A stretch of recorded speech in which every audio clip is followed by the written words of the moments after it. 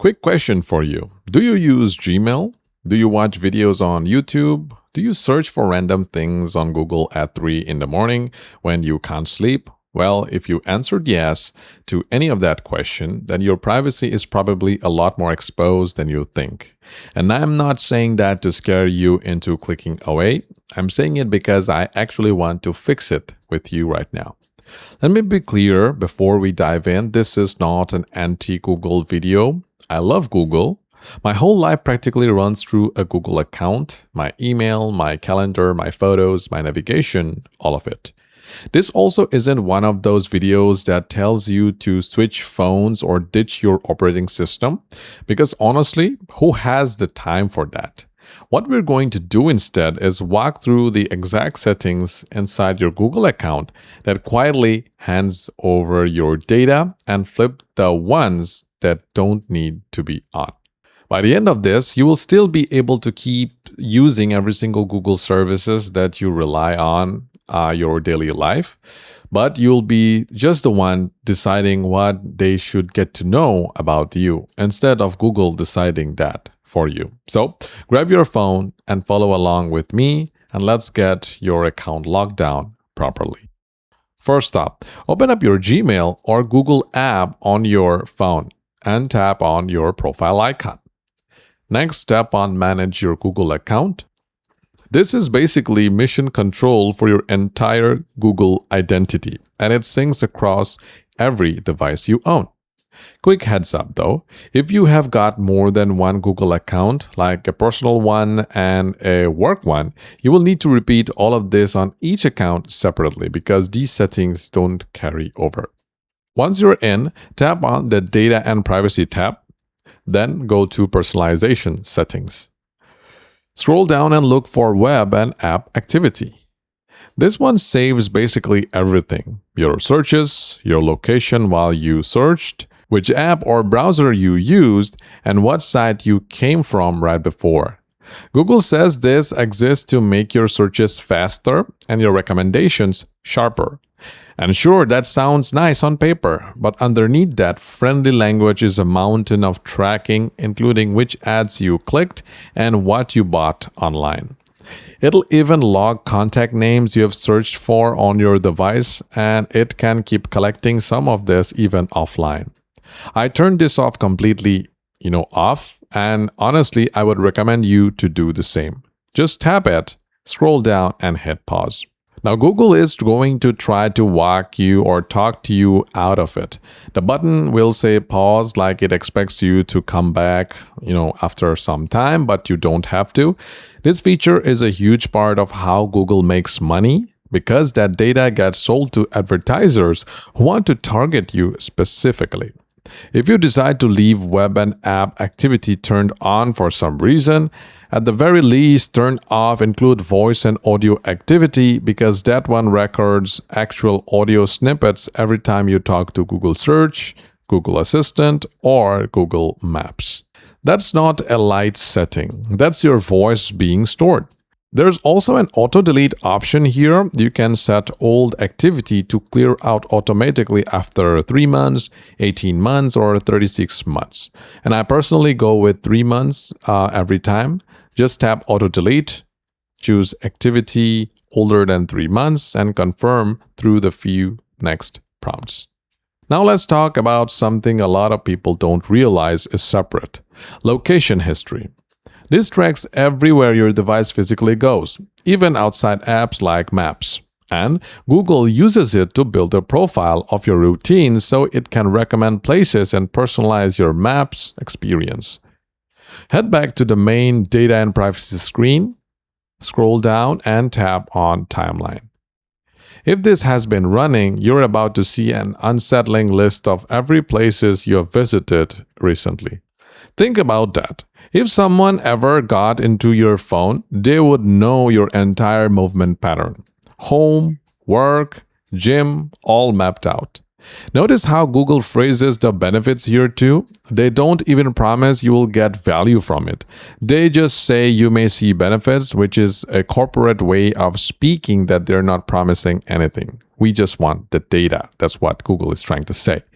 To shut it off, tap Turn Off. scroll down and pause it. Same deal as before. I personally still use Google Maps constantly because Apple Maps has let me down too many times and I have shifted completely to Android. But I don't keep location history running, and honestly, I've never missed the personalization or personalized suggestions. The same 3 months recommendation applies here if you want to keep some history active, because where you were 3 years ago isn't exactly useful information about where you are headed today. Next up is YouTube History, which logs every video you watch and everything you search for on the platform, so it can recommend better content and remember where you left off. Full disclosure, I make YouTube videos for a living, so maybe I am biased, but I don't see this as a major privacy threat. Unless you are sharing your account with someone who shouldn't see your watch history, which happens more than you would think with shared TVs.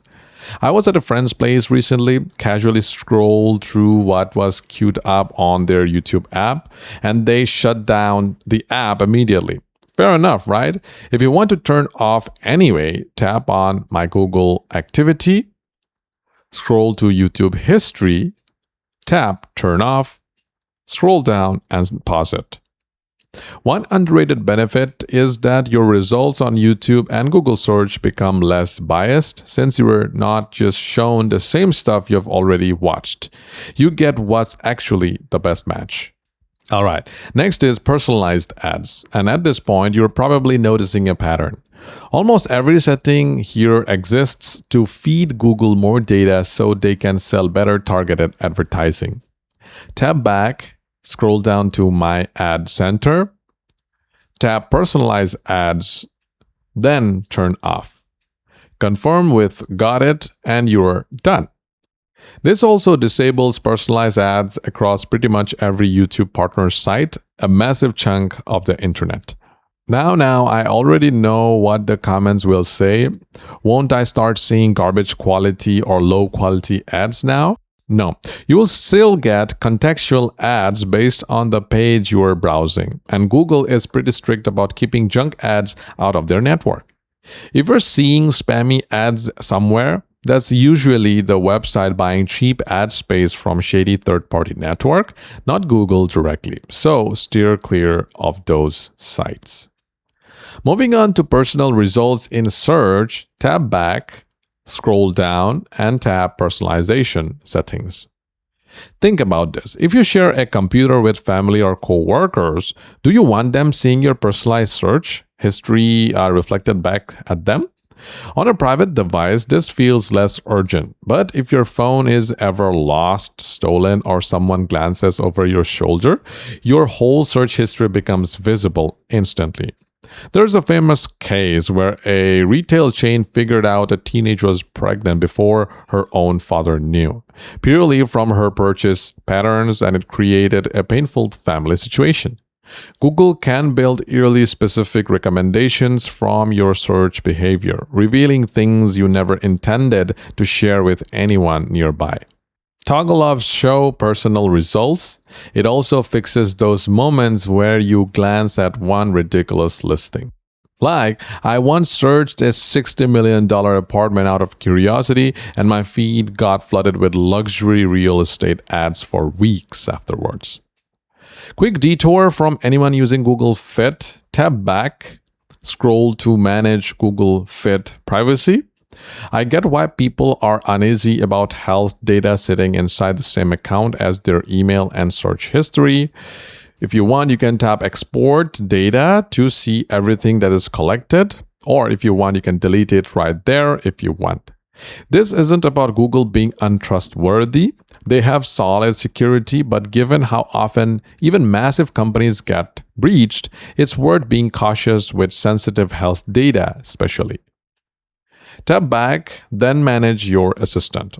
Controlling what fit data gets shared with Google Assistant, which could help if you are using the ecosystem to improve your sleep tracking.